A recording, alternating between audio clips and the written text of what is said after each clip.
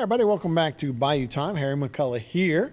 Of course, we're still talking about Hurricane Ida recovery, and FEMA has been down here, and actually one of their directors, a FEMA administrator, has been here 3 times to check the process and progress and to see how we're doing during the recovery. Deanne Criswell is from FEMA. She was joined as well with the Governor Edwards' Homeland Security man, Casey Tingle. They were both in town meeting with the parish presidents of both Lafourche and Terrebonne Parish to talk about an update and what they've seen so far here on boots on the ground. Griswold, and thank you very much for coming to Terrebonne Parish and meeting with Lafourche Parish, President Archie Chasson, myself, Gordon Dove. Thank you very much, President Dove, and thank you, President Chasson, for meeting with me today. Again, I came into Southeast Louisiana so I could check on the recovery progress. We had a really informative and good discussion on how the recovery process is going, some of the challenges that the communities are facing, and things that I'm going to take back to Washington, D.C. so we can start to see if we can address those and continue to move this forward. Again, Ida was a catastrophic event, and it caused destruction that was, larger than any of the disasters that we've probably seen here recently. Again, 16 years to the day from Hurricane Katrina, and there's a lot of, still recovery that's going on from Katrina, and we've learned a lot from then, and we've been able to put a lot of new processes in place to help expedite the recovery, but there are still things that we can continue to improve on, and that's what I'm committed to doing. And so listening to the presidents here today and the challenges that they're having, working with my regional administrator, and going back to headquarters, we're going to continue to try to improve our program so we can move this recovery forward. But we are still here. FEMA's still on the ground. We've got staff that will be here working day in and day out with all of the local communities as they continue their recovery and helping the survivors that have been impacted by Hurricane Ida. And with that, I'll turn it over to the state director for any comments that he might have. Good afternoon, and thank you, Administrator Criswell, for being back in Louisiana. We had a great discussion today, just like we did yesterday in the river parishes, with both President Dove and President Chasson today, to talk about where they stand in terms of debris removal, all the other parts of the recovery. We understand that recovery is complicated and it takes partnerships at all levels to make it work.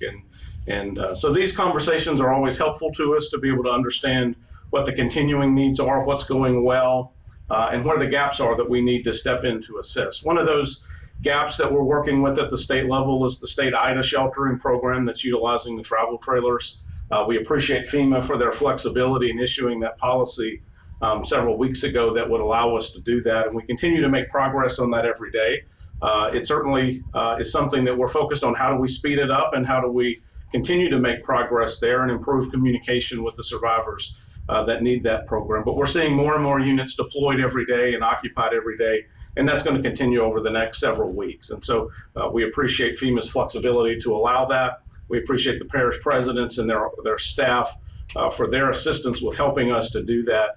As we work through all of the different housing options, whether it's the Blue Roof program that the Corps of Engineers is doing on our behalf, the FEMA direct housing, all of those pieces come into play, and there's no one size that fits all in every family situation. So we do want to recognize those individual situations that do complicate this process, but we appreciate all the partnerships that help make that work. And with that, I'll turn it over to President Chasson for any comments that he might have. Thanks, Casey.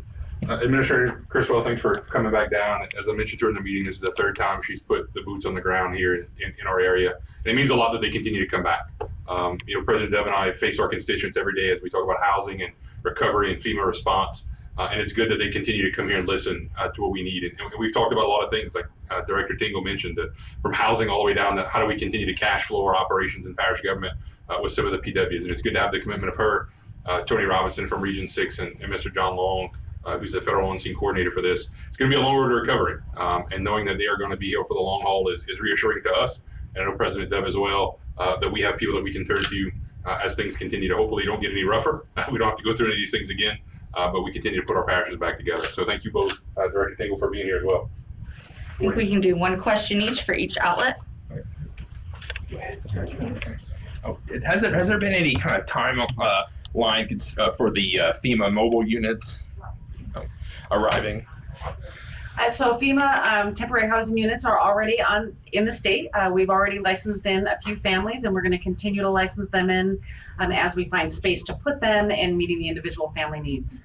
This is a process, and it's one of our processes that does take a long time, but it has started. They are here. We're putting families in those units as we speak.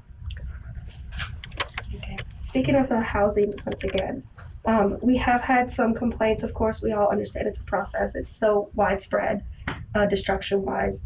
Many people are wondering, it could be the contracting company for the processing. Like, what's going on with that? What would you tell residents that are wondering that? I don't know if I specifically understand your question, but what I would say is that we understand that every individual's situation is specific and unique to them. We have a suite of resources that are available to help individuals with their temporary housing needs as they repair their homes. Direct housing is one of those, and it is the option that takes us the longest to implement. We have a suite of other tools to also assist families with their temporary needs while they're rebuilding. So what I would suggest to families, if you are having trouble and you don't know where you're at in the process, go to one of our disaster recovery centers, talk to somebody face to face. Have them help you, have them walk through your situation with you so we can find what the best solution is for you, because everybody's need is going to be different, and the same solution that works for me isn't going to necessarily work for them. All right, so hopefully they'll apply some of those lessons learned from 16 years ago to help with this situation. Gordon Dove did meet separately with Ms. Criswell, along with Chris Pulaski, who's in his administration, to talk more about like flood insurance and those kind of things that are sure on the mind of a lot of folks in this area.